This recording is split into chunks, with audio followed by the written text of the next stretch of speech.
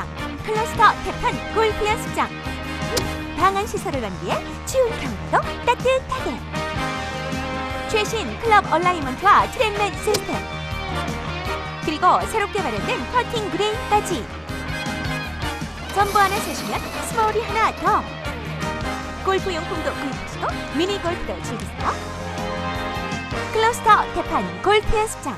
지금 바로 찾아주세요.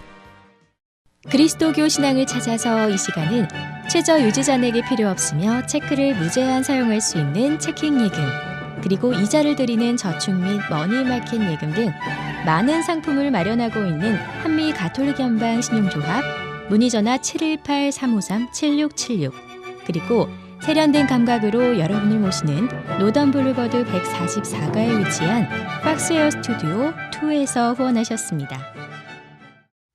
신부님 한 주 동안 안녕하셨어요? 안녕하셨어요. 오늘은 하느님의 존재에 대한 질문이 들어왔네요, 신부님. 예. 소개하겠습니다. 예. 신부님 안녕하십니까? 가톨릭 방송을 들으면서 신부님께 질문을 해야겠다는 생각이 들었습니다. 제 친구에게 성당에 나가자고 하니까 그 친구가 하느님이 계시는지 확실히 이야기해주면 나가겠다고 하는데 제가 막상 설명을 하려고 하니 못하겠기에 신부님께 문의를 드립니다. 하느님의 존재에 대해서 잘 알아듣게 말씀해 주시면 감사하겠습니다. 신부님 안녕히 계십시오. 뉴저지에서 김요한 드림. 예. 하느님이 계시는지 확실히 말씀해 달라고 이렇게 질문이 들어왔어요, 신부님. 네, 제가 물어보겠습니다. 그러면 우주, 지구, 그리고 이상 모든 만물, 그리고 사람이 어떻게 생겼습니까? 잘 모르지, 그죠? 네. 잘 모르지. 그러나 그러면 저절로 생겼습니까? 누가 만들었습니까?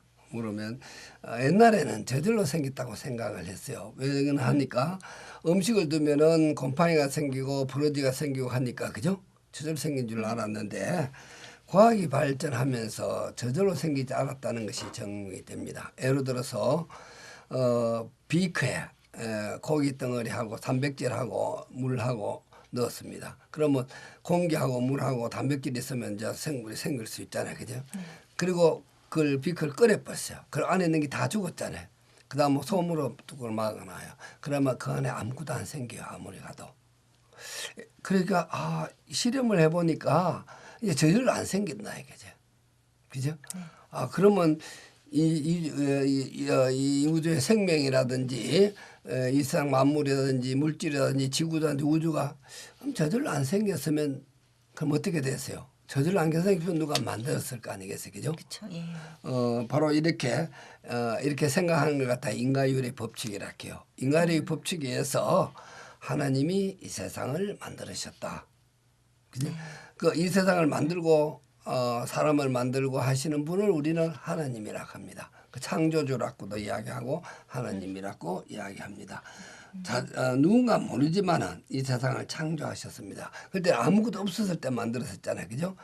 그래서 우리가 뭐 발명한다든지 뭐 만든다 하는 거 전부 다들 모든 걸 갖고 있는 물질이나 재료를 갖고 하는데 이 지구나 우주나 이 생명은 없는 데서 만들었어요.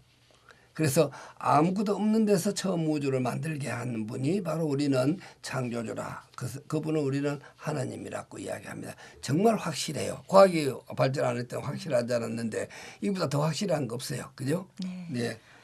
그러면 우주도 만드시고 또 우리를 만드셨다면 네. 왜 아무 말도 하지 않으시고 알려주시지도 않으시는지. 네. 왜냐하면 이게 물건을 만들면 뭐 메이드 인 코리아, 메이드 인 차이나 이렇게 표시가 돼 있잖아요, 신부님. 하나님은 그거 안 지키는 것 같지. 예. 알려주고 있었는데 우리가 못 읽어서 그래요. 다 써놨어요.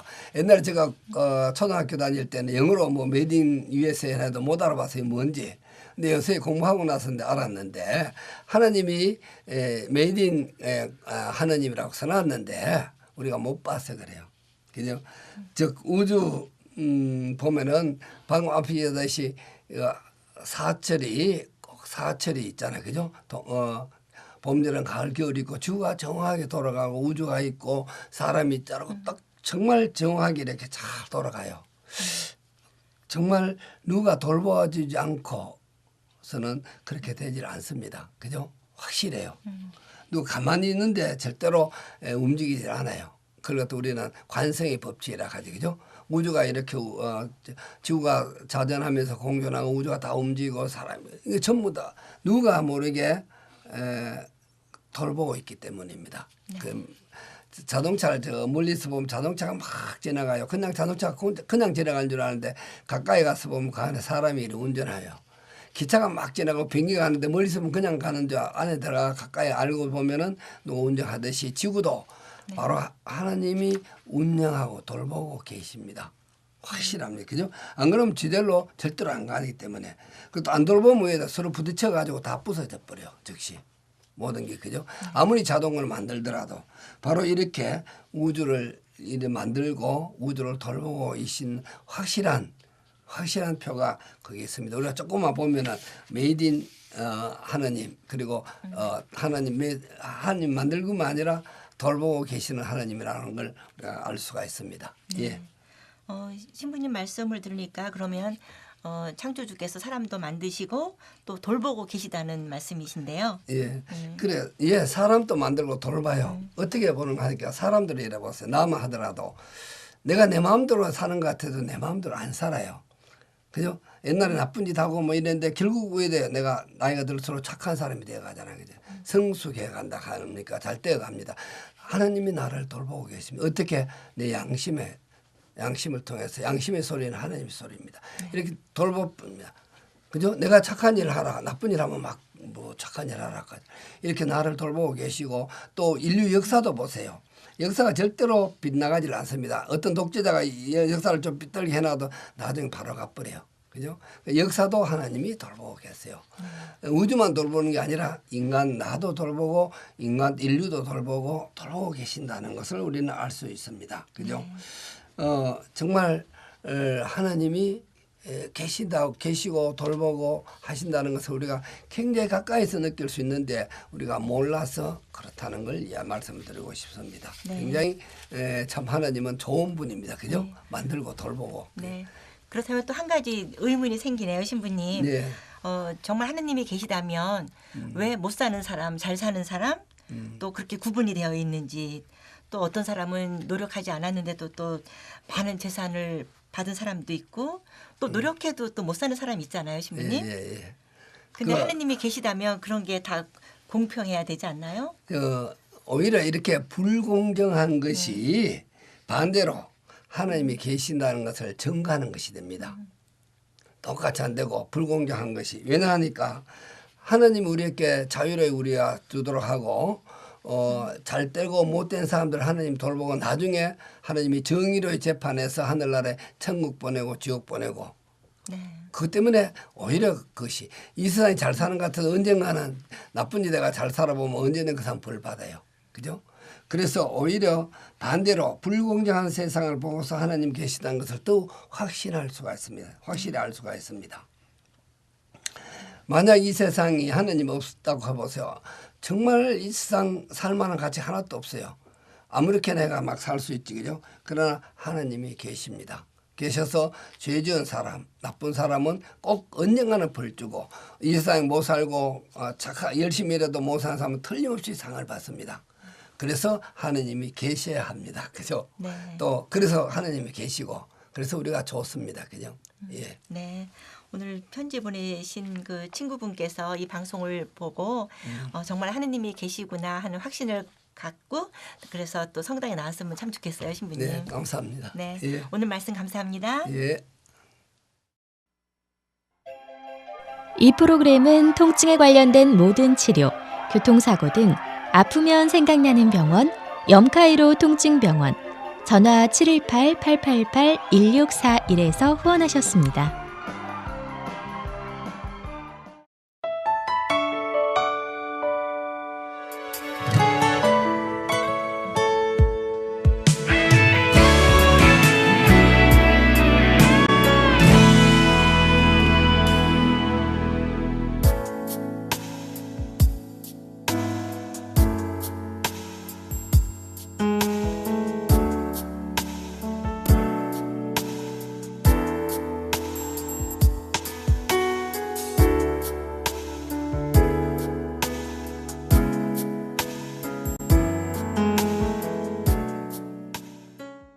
예수님 경이나 들어보세요. 사실은 저희가 너무 겁에 질려가지고 튀었는데 제가 아무리 생각해도 이거는 아니다 싶어서 제가 요한을, 다른 애들은 다 그냥 그대로 튀었는데 요한 데리고 우리 가자 근처로. 그래서 들어가서 잠입해서 있는데 예수님은 왜 그날 침묵만 하고 계셨습니까?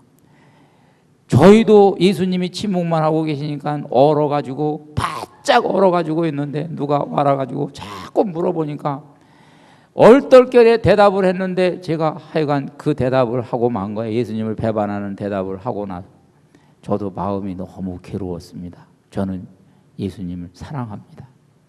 이렇게 된 거예요. 근데 베드로가 거기까지는 이제 베드로 마음을 표현을 했는데 세 번째 음성이 들리는 거예요. 내 양들을 잘 돌보아라.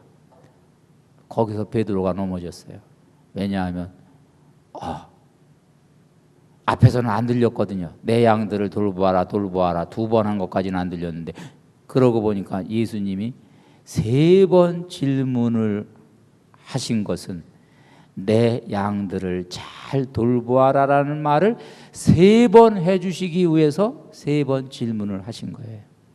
그러니까 예수님은 내 명예를 회복시켜 주시기 위해서 너는 아직도 교황이야. 너는 교황이라고 제자들의 우두머리야. 그러니까 너는 이제 내 양들을 잘 돌보아. 이 말을 확신을 시켜주기 위해서 세 번 이제 예수님께서 질문하고 이 말씀을 세 번 들은 거예요. 베드로가 이 내 양들을 잘 돌보아라라는 이 말이 딱 세 번 들리는 순간 자기 가슴을 만져봤어요. 왜? 그전에는 자기 가슴에 배반자 이게 새겨져 있었거든요. 그런데 지금 딱 만져보니까 없어요. 배반자라는 말이 없는 거예요. 예수님이 내 양들을 잘 돌보라는 이 말에 말하자면 이제 모든 것을 용서해 주시고 모든 고난을 완전히 회복시켜 주신 거예요. 그 이후에 베드로 사도는 이제 교회의 수장으로서 앞장서서 박해를 맞이하고 마지막에 여러분들 이제 67년인가요? AD 67년에 베드로 사도가 이 로마의 콜로세움에서 이제 여러분들 거꾸로 매달려 지하방에서 거꾸로 매달려서 이제 돌아가시잖아요. 그래서 그것도 자원에서 거꾸로 매달렸잖아요. 나는 거꾸로. 우리 주님은 그랬지만은 나는 거꾸로다. 왜? 나는 죄가 많아가지고 거꾸로야. 그러고 이제 거꾸로 십자가에서 돌아가시는데 아마 제 생각에는 이 감정이입이지가 너무 돼가지고 지금 눈물이 날라서 그래요. 베드로의 마지막 기도는 이랬을 거예요. 주님, 이제 아시겠죠? 제가 주님을 얼마나 사랑하는지. 이게 네.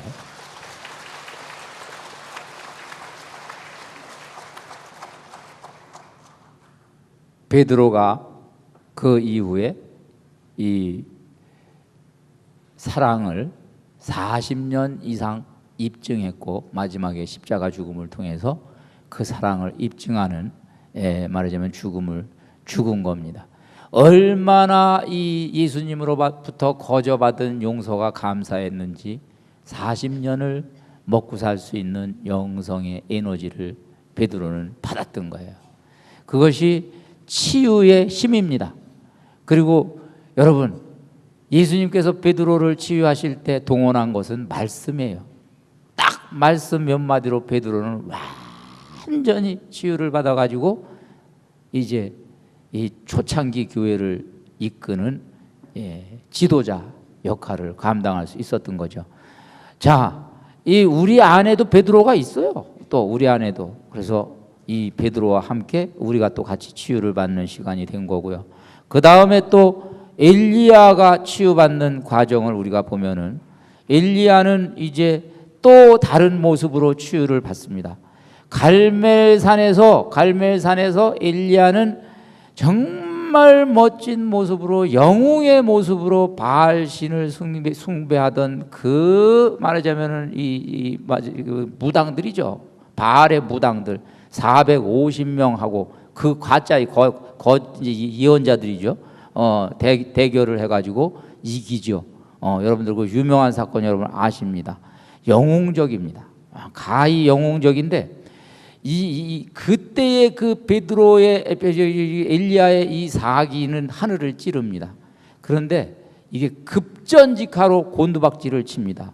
왜냐하면은 이제 이걸로 다 끝난 줄 알았더니 아합 왕이 자기 부인 이제벨한테 가가지고 이 사태를 다 얘기하니까 당시 이제벨은 더 지독한 사람이었어요.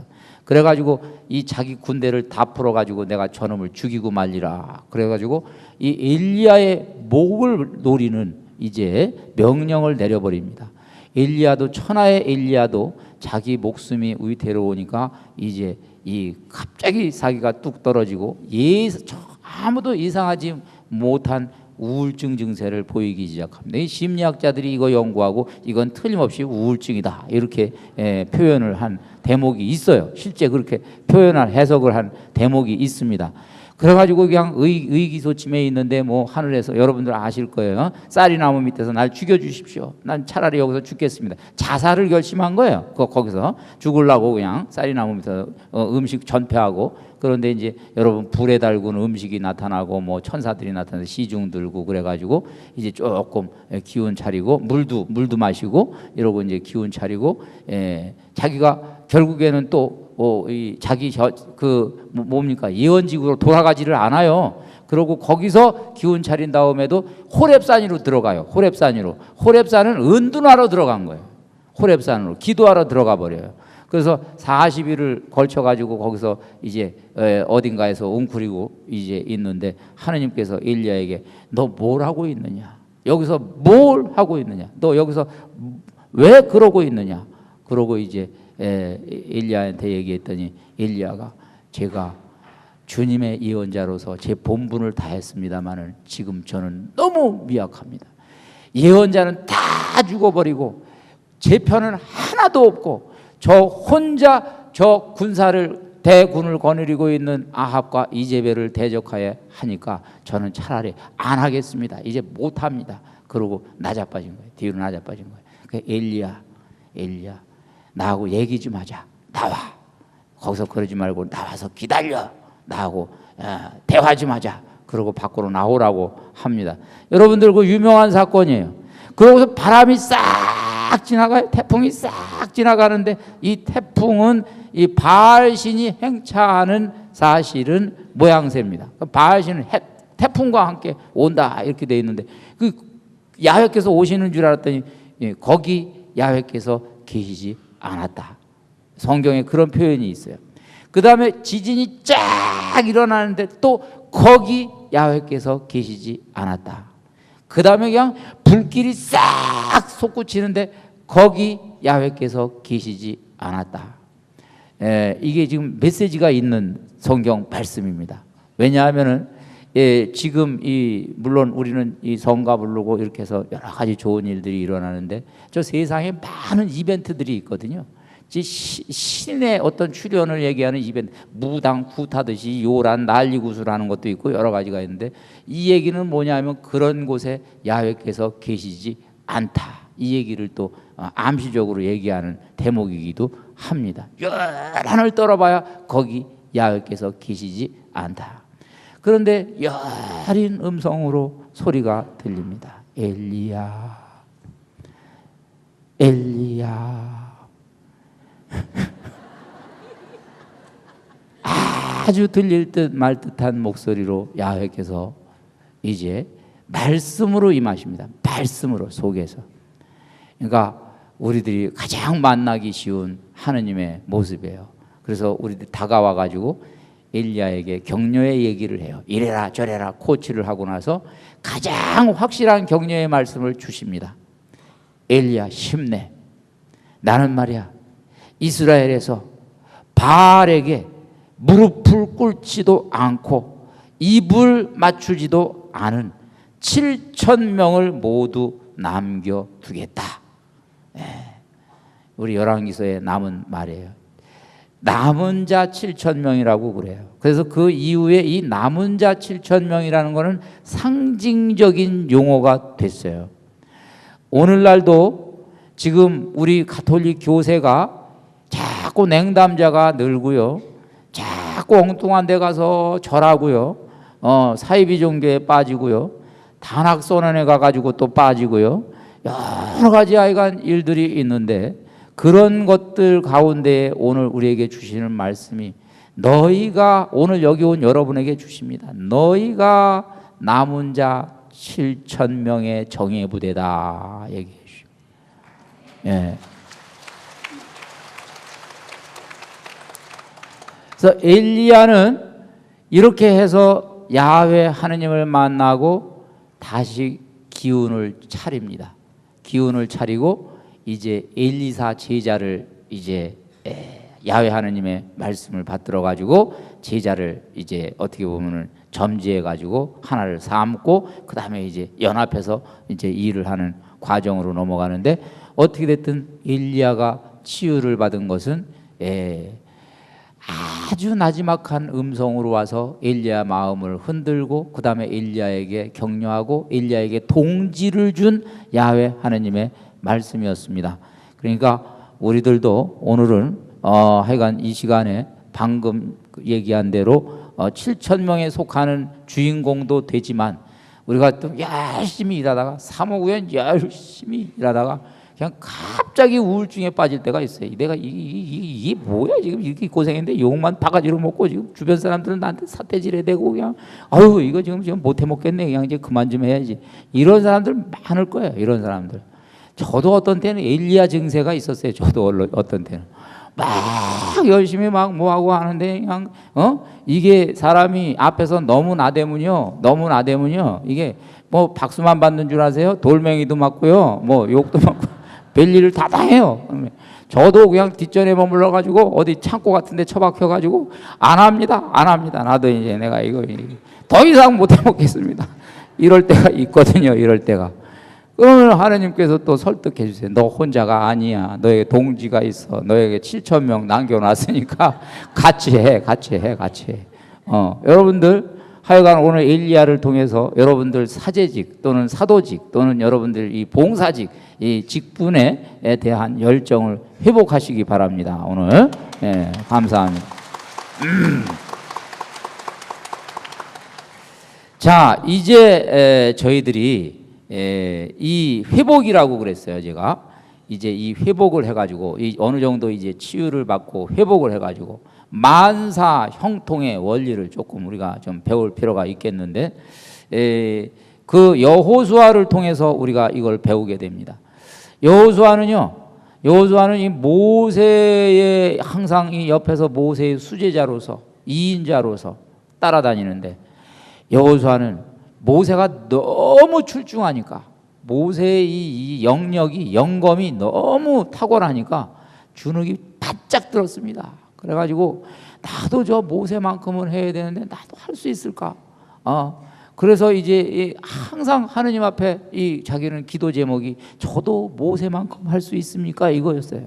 그랬더니 어느 날 하느님이 말씀을 주셨어요. 여호수아서 1장 7절인데 오직 너는 더욱더 힘과 용기를 내어 나의 종 모세가 너에게 명령한 모든 율법을 명심하여 실천하고 오른쪽으로도 왼쪽으로도 벗어나서는 안 된다. 그러면 네가 어디를 가든지 성공할 것이다. 너도 모세처럼 될 수 있어. 모세처럼 되는 방법은 뭐냐? 내가 이미 방법을 가르쳐 줬어. 십계명, 모세가 명령한 그 모든 것을 좌로도 치우치지 말고 우로도 치우치지 말고 고지 곧대로 해봐. 그러면 내가 하는 일이 잘 될 것이다. 이 하는 일은 지도자로서의 일이에요. 지도자로서의 일이 잘 되는 거는 개인적으로는 당연히 잘 된다는 얘기예요. 이것이. 그래서 만사 형통의 비밀이 여기 들어가 있는데, 여러분들 결국에 우리 이 십계명은 우리가 이 관점을 바꿀 필요가 있습니다. 뭐냐 하면 십계명은 우리는 짐스럽게 생각해요. 짐스럽게. 그런데 십계명은 짐스럽게 주어진 것이 아니고요. 짐스럽게 주어진 것이 우리를 해방시켜 주기 위해서, 우리가 잘 되게 해 주시기 위해서 야훼께서 주신 계명입니다. 이거를 이스라엘 사람들은 터득하고 있는데 우리 가톨릭인들은 이 전통을 조금 잘못 만들어 가지고 이것이 계승이 안 됐어요. 무슨 말이냐 하면요, 우리한테 십계명 아십니까? 십계명 한번 외워보세요. 그러면은 여러분들 물어보나 마나 어떻게 대답을 하십니까? 무조건 대답하기를 하나이신 천주를 흠숭하라. 이게 첫 번째 계명부터 나오잖아요. 그죠? 이스라엘의 청소년들한테 가가지고 너 십계명 한번 외워봐. 그러면 첫 번째 계명부터 나오지 않고 그 위에 있는 서문부터 나옵니다.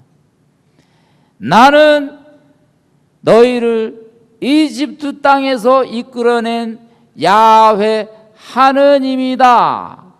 요 말이 서문이거든요. 그럼 이 말이 뭐가 그렇게 중요하냐?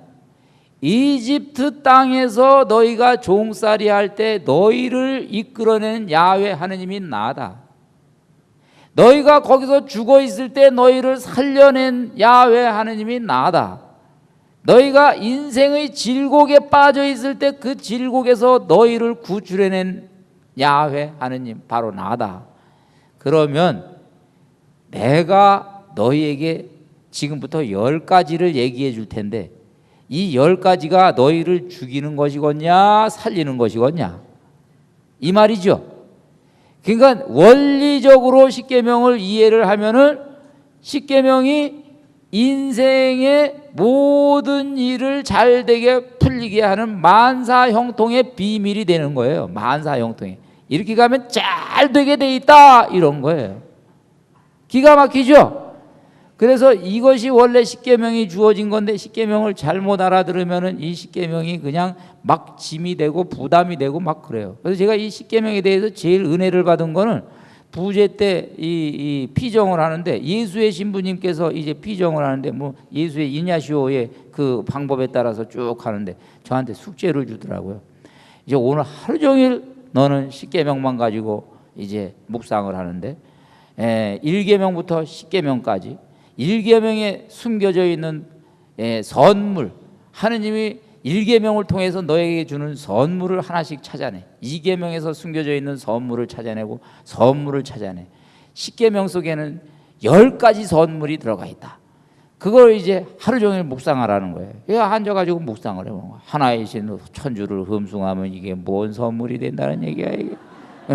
묵상을 해보니까 거기서 딱 깨달아진 게 하나이신 천주를 흠숭하면 이분이 빽이 되신다는 얘기구나. 그러니까 유일신 하느님은 이분이 모든 정권을 가지시고 모든 권세를 가지시고 이분에게 모든 것이 달려 있는데 내가 이분을 흠숭하면 이분은 나의 하느님이 되고 나는 그분의 백성이 되니까 어떻게 되는 거예요? 이 하느님이 나의 빽이 되어 주신다는 얘기구나. 첫 번째는 든든한 빽이라는 선물을 얘기하는 거구나. 여러분 지금 하느님을 잘 섬기면 빽이 되는데 여기다가 이 하느님 떠나가지고 엉뚱한 데 가가지고 엉뚱한 데다가 섬기면 이 빽을 잃어버리는 거 아니에요? 그렇게 되는 거죠? 예. 하느님의 이름을 헛되이 부르지 말라. 하느님의 이름은 도대체 또 뭔 선물이 들어있다는 얘기인가?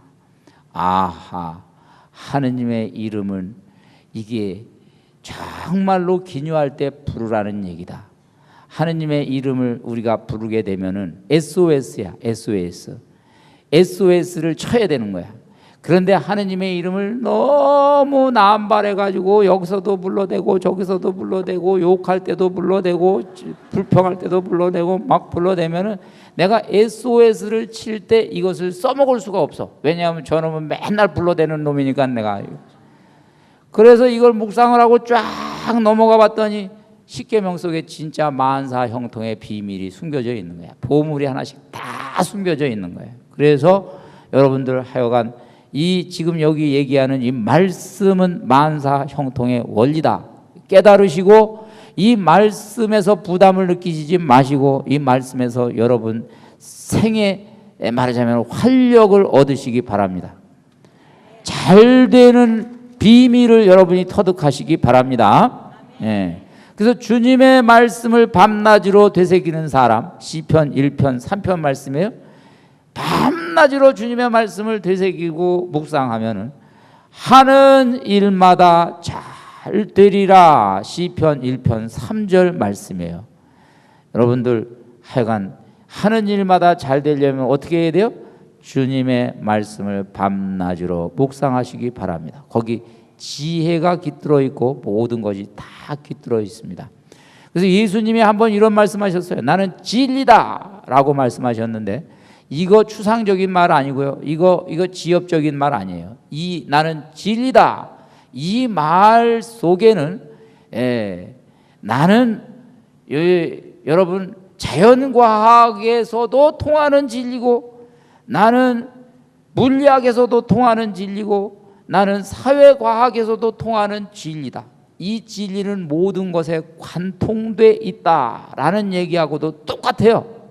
결국에 우리가 예수님 또는 이 말씀에 숨겨져 있는 진리를 우리가 제대로 터득하고 말하자면 이것을 활용할 수만 있다면 이 세상의 지식과 이 세상의 지혜는 우리가 다 장악하게 되는 셈이 되는 거예요. 그래서 이거를 우리가 염두에 두시기 바랍니다. 그래서 요 말씀을 드리고 그런데 한 가지 이제 조금 난제가 있어요. 난제는 뭐냐면 내 생각은 우리 이사야서 55장 8절에서 9절 말씀인데 내 생각은 너희 생각과 같지 않고 너희 길은 내 길과 같지 않다.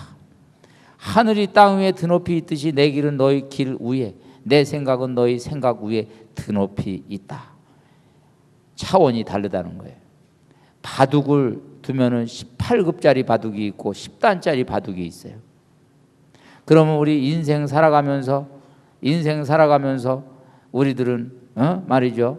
내 인생의 바둑을 18급 바둑을 두는데 하느님이 10단짜리 바둑을 두면 우리가 그 바둑 이해합니까? 이해를 못해요. 그러니까 이게 무슨 바둑이냐 그러고 이거 지는 바둑이다 그러는데 하느님 바둑은 이 세월이 흐르고 길게 보면은 이기는 바둑이라 대마를 만드는 바둑이라고요. 근데 우리가 이해를 못하니까 맨날 이게 뭡니까 나한테 이게 나를 이렇게 푸대접할 수 있습니까? 그러고 우리가 하느님께 하소연하고 막 그러죠. 그래서 그 문제하고 제일 직결되는 주제가 뭐냐면 고통과 시련이에요. 그래서 차제에 고통과 시련에 대한 하느님의 안목을 조금만 우리가 배워보는 시간을 가져보겠습니다. 이 고통이 의미 없는 고통도 있어요. 이거는 의미가 없는 거예요. 무슨 고통이 의미가 없냐? 지나가다가 문에 딱 부딪혀가지고 혹이 났어요. 이거 뭐 여기다가 의미를 찾아봐야 의미가 없어요. 이 혹은 도대체 왜 아픈 거야? 여기 부딪혔으니까 아프죠. 그래서 의미가 없는 고통이 있어요. 자연 발생적인 고통 가운데는 무의미한 고통도 있어요. 그런데 고통은 대부분 따지고 보면은 고통 속에는 하느님이 그것이 허락한 고통이라면 의미가 있어요. 세 가지 의미가 있어요. 적어도 세 가지 의미가 있어요. 고통은 첫 번째 여기 의미를 찾는다면 첫 번째는 견책으로서의 의미를 지녀요. 내가 갑자기 괴로움이 생기고 시련이 생기고 내 앞에 역경이 생기고 이게 하느님이 이걸 나한테 허락을 했다면 이거는 견책일 확률이 높아요. 견책이라는 거는 뭐냐 하면 내가 하느님의 뜻을 지금 벗어나 있어요. 죄송합니다.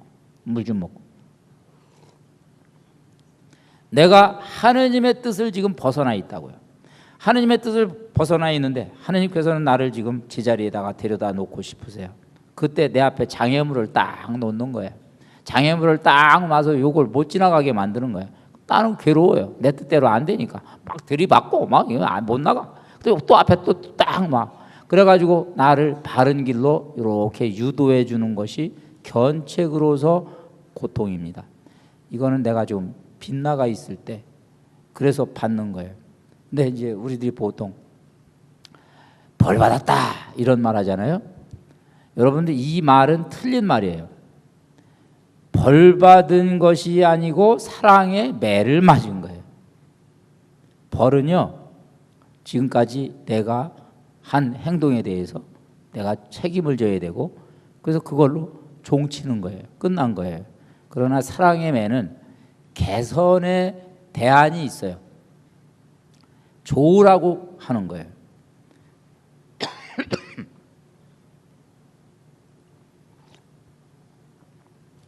또 이 에어컨이 또 때가 됐어요, 저한테. 조금만 제가 견디면 됩니다. 자, 견책은요, 무작정 주어지는 견책은 없습니다. 반드시 대안이 있을 때 견책이 있고요. 그리고 견책은 하느님께서 아무에게나 견책을 하지 않으십니다. 사랑하시는 자녀들에게만 견책을 주십니다. 못 알아듣는 사람한테는 견책도 안 주십니다. 그래서 잠언서하고 히브리서에 하느님께서는 사랑하시는 자에게 매를 드신다, 견책을 주신다. 만약에 누군가가 견책을 받지 못했다면 그는 서자이지 적자가 아니다라는 말이 있어요. 여러분들 신자 생활 여태까지 하시면서 견책은 다 받아보셨어야 되고, 이 견책은 하느님이 나를 사랑한다는 증거가 됩니다. 그리고 이 견책을 통해서 나는 아주 바람직하지 않은 자리에서 바람직한 자리로 이미 이동이 돼 있습니다. 하느님은 그것이 목적이에요. 그러니까 우리가 견책을 받을 때도 불안해할 이유가 없어요. 왜냐하면 하느님은 대안이 없으면 견책도 주지를 않으시니까 좋은 자리로 우리를 옮겨주십니다. 매도 잘 맞아야 돼요. 근데 이런 때 미련한 사람이 견책이라는 거를 알아채지 못하고 계속 딴짓을 하면은요, 매를 맞을 거를 더 맞습니다. 많이 두들겨 맞고 잃을 것도 많이 잃은 다음에 그때서야 알아듣고 자리를 딱 들어옵니다. 그러니까 견책이다 싶을 때는, 고통이 올 때는 이게 견책인가? 견책이다 싶을 때는 빨리 알아듣고 그 자리로, 주님이 원하는 자리로 가면은 견책은 멈춥니다. 그래서 이것이 여러분들이 일단 견책을 받는 방법이고요. 두 번째는 내가 지금 문제가 없어요. 내가 새벽 미사도 잘 가고 봉사도 잘하고 열심히 하는데 시련이 와요. 시련이 와요. 이거는 뭐냐 하면요, 이 시련은 이제 하느님께서 우리를 특수한 작전에 투입시키려고 유격 훈련을 시키고 있는 거예요. 유격 훈련을. 그래서 나를 지금 성장시키고 있는 거예요. 성장시키고. 이것이 하느님 계획이에요. 여러분, 이 예수님께서 우리를 부르실 때 3단계로 부르셔요. 이건 반드시 누구나 거쳐야 되는 단계입니다. 첫 번째는 예수님 무조건 초청하는 단계예요. 이거 그냥 초청이라고 제가 점잖은 말을 썼죠. 요 첫 번째를 있는 그대로 표현을 하면 꼬시는 단계, 꼬시는 단계. 하여간 좋은 말은 다 하세요. 사탕 발림 하시고, 감언 이설 하시고, 와라, 쉬게 하리라, 와라, 내가 치유해 줄게, 행복 줄게, 와, 뭐 다 오게 합니다. 그러면 이제 우리가 예수님을 따라가요. 처음에는 예수님, 그 처음에 온 사람들한테는 절대로 십자가 얘기 안 해요. 십자가 얘기.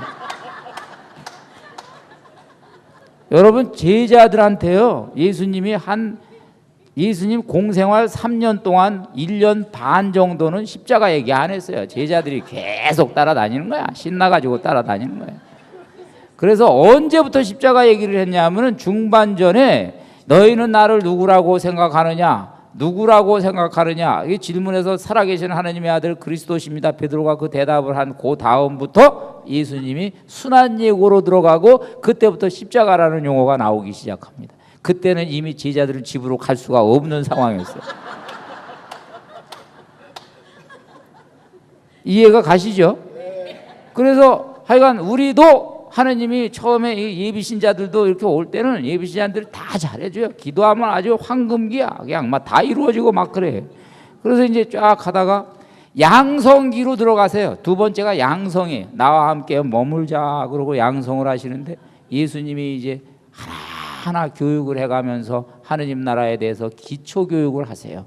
복음이라는 것이 뭐고, 은총이 뭐고, 축복이 뭐고, 봉사가 뭐고, 그다음에 이제 또 훈련도 시키세요. 가끔 파견해가지고 너희도 가서 해봐 그래가지고 권한도 주고 훈련도 시키시고. 그래서 어느 정도 양성이 되고 나서 이제 예수님은 파견하십니다. 파견은 가 이거죠. 이제 여기서부터는 십자가를 줘. 내가 졌는데 너희들은 안 질 거야. 그러고 이제 이미 빼도 박도 못하는 사람들이에요. 전부 다. 거기서는 이제 본격적으로 예수님이 우리를 이제 뭐냐면 수준 높은 구원 사업을 위해서 투입시킬 수 있는 전문 특공대 요원으로 우리를 삼으셔가지고 하십니다. 그래서 이 단계인데 이 각각의 단계에 이름을 붙일 수가 있어요, 여러분들.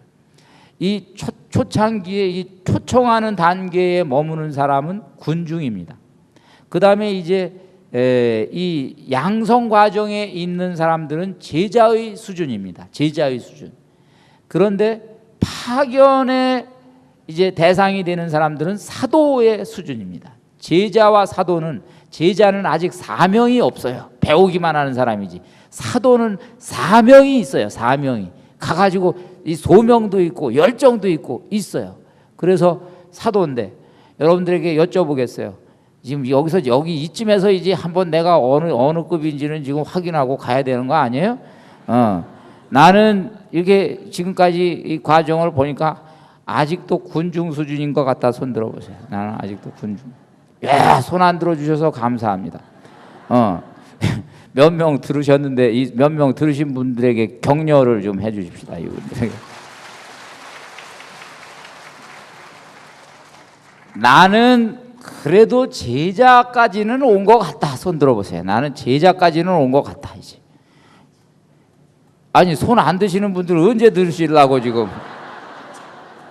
뒤에가 기대가 됩니다. 이분들에게도 격려 많이 해주시고. 나는 사도급이다. 손 들어보세요. 아멘입니다. 아멘. 손 드신 분들 아멘. 예. 그래서 시련은 바로 이런 작전을 수행하는데 이 전장이 이 전쟁터가 얼마나 험악합니까? 여러 가지 것들을 맞춰가지고 맞춤으로 시련을 주시고 이렇게 됩니다. 그래서 제가 요새는 조금 저도 점잖아졌어요. 그런데 이제 초창기 연구소 초창기에는 연구소 초창기에 에너지가 있기 때문에 그때 한국의 뉴에이지가 성하고 그다음에 한국에 우리 그때는 또 어떻게 도올 김용옥 선생이 얼마나 말을 많이 했는지 몰라요. 얼마나 말을 많이. 그런데 저는 원래가 싸움을 안 하고 사는 사람이고 온유한 사람이고 막 그랬어요. 저는 그랬는데 자꾸 욕먹는 훈련을 시키더라고요. 그때 초창기에. 뭔가 저는 잘 못한 것도 없는데 쓸데없는 욕을 자꾸 먹더라고요. 그러더니 저를 이제 호전적으로 키워놓으신 거예요. 그때. 그래서 어디다가 투입을 시키나 그랬더니 도울 김용옥하고 가서 맞붙어라 그러고 가서 투입을 시켜가지고 여러 번 맞붙었어요. 여러 번. 그래서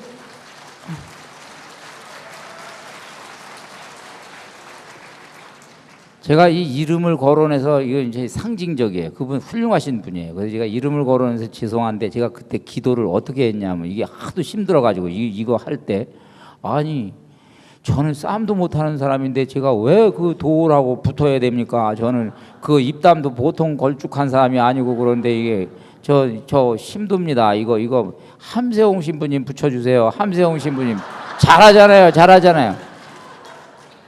제가 그렇게 기도했던 적도 있어요. 제가 근데 하여간 너 내가 유격 훈련 시키고 해서 이 지금까지 한 게 너 거기다가 투입시키려고 한 거니까 들어가 붙어. 그래가지고 붙어서 중앙일보에서 여러분 한번 찾아보세요. 중앙일보에서 진짜로 사진도 맞붙여놨어요. 똑같이 찍어놔가지고 서로 이렇게 째려보는 걸로 찍어가지고 딱 해가지고 토론 붙여놓은 거 아주 재미있습니다. 그 기사 굉장히 유명한 기사가 됐었어요. 그래서 그런 것도 한 적이 있고 그런데 하여간 여러분들 시련이 오면 기쁘게 받아들이세요. 아, 내가 학년 올라가는구나. 이제 한 학년 올라가고 나도 이제 투입이 되겠구나. 이제 영광스럽게 생각하시면 되겠고, 그 다음에 이 고통은 이제 세 번째는 이 시련을 넘어서서 구원으로서의 고통이에요. 구원으로서의 고통은 내가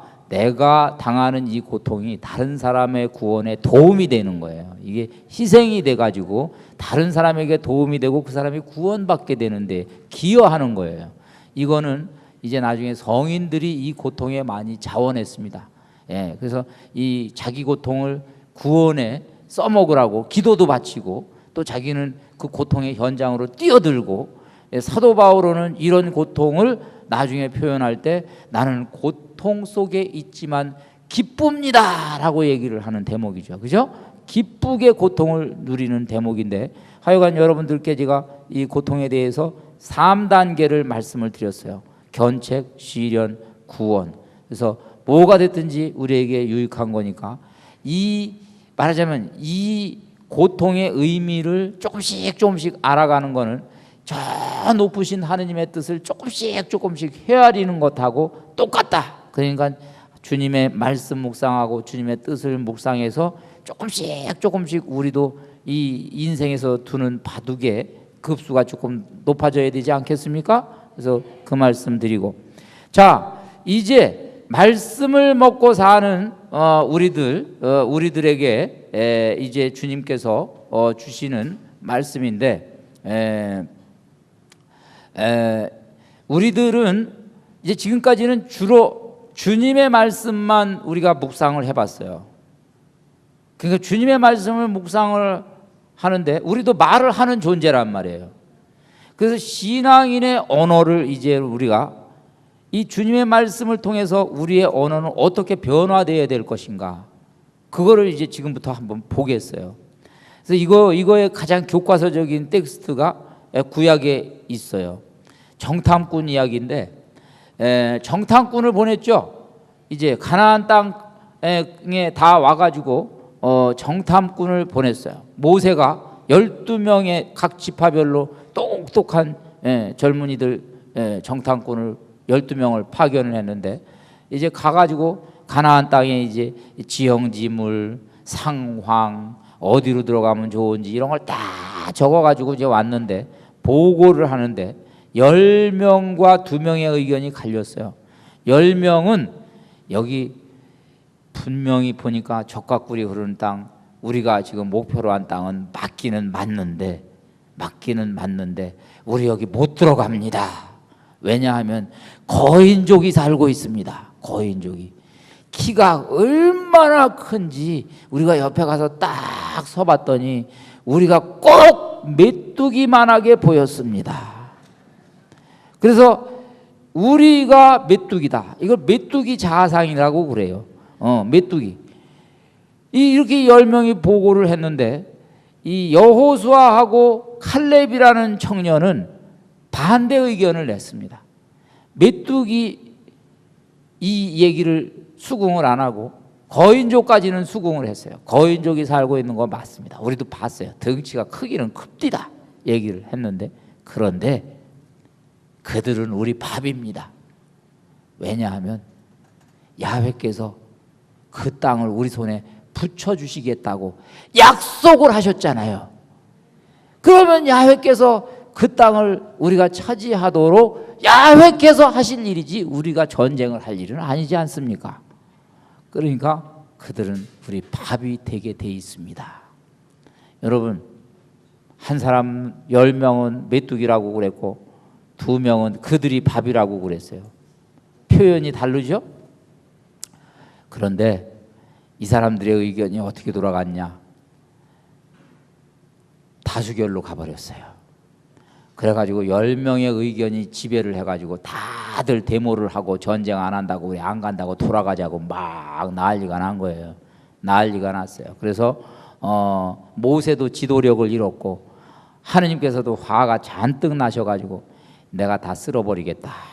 하느님께서 그랬어요. 이놈들 내가 다 쓸어버리겠다. 그랬더니 모세가 하느님을 설득시켰어요. 40년 동안 여기까지 끌고 오셔가지고 쓸어버리시면 망신은 하느님이 당하십니다. 그래 그 고생을 해가지고 그 턱 앞에 가가지고 다 쓸어버린 하느님이 참 희한한 하느님이네. 그러고 사람들이 하느님 야훼 하느님 소문 다 났는데 이제 다 죽였다고 그러는 것도 소문이 날 겁니다. 그러니까 살려두시는 것이 야훼 하느님께도 득이 될 겁니다. 그러고 기도를 했어요. 그랬더니 네 말 들어고 보니까 그 말도 말을 맞네. 그러면 대신에 내가 쓸어버리는 대신에 내가 저놈들을 광야에서 다시 이렇게 해가지고 40년이 아니네요. 그건 제가 아까 얘기한 건 이제 뒤 얘기고 광야에서 뺑뺑이를 돌리리라. 그래. 처음에 1년 3개월 만에 이게 있는 일이에요. 그 앞에 거 취소. 그래가지고 결국에는 이 데모에 가담한 사람들이 늙어 죽을 때까지 뺑뺑이를 돌렸어요. 데모에 가담한 사람은 한 사람도 생존한 사람이 없을 때까지 뺑뺑이를 돌렸어요. 그게 40년 걸린 거예요. 그들의 자녀들만 남았어요. 그래서 여기서 교훈이 있어요. 긍정적인 사고방식을 가지고 있는 사람들만 가나안 땅에 들어가야지 가나안 땅이 낙원이 되지, 불평불만자가 가나안 땅에 들어가면 가나안 땅이 완전히 지옥이 돼버린다. 하느님의 비전입니다. 천국을 차지하는 사람은 누구의 차지냐? 긍정의 사고방식을 가진 사람들의 차지입니다. 그래서 나중에 내리는 결론이, 이 교훈을 종합하면서 하느님이 내리는 결론이, 내가 살아있는 한 너희가 내 귀에다가 대고 한 말에 따라서 내가 반드시 그대로 해주겠다. 민수기 7장의 결론이에요. 이 말이 무슨 말이냐? 여러분, 우리에게도 적용되는 말이에요. 우리가 하느님 귀에다가 대고 한 말에 따라서 그대로 우리 안에 현실이 이루어진다, 이 말이에요. 아이고 죽겠다, 아이고 죽겠다, 아이고 죽겠다, 죽게 되리라. 하는 일마다 잘 되리라, 하는 일마다 잘 되리라, 하는 일마다 잘 되리라. 할렐루야, 아멘. 살게 되리라.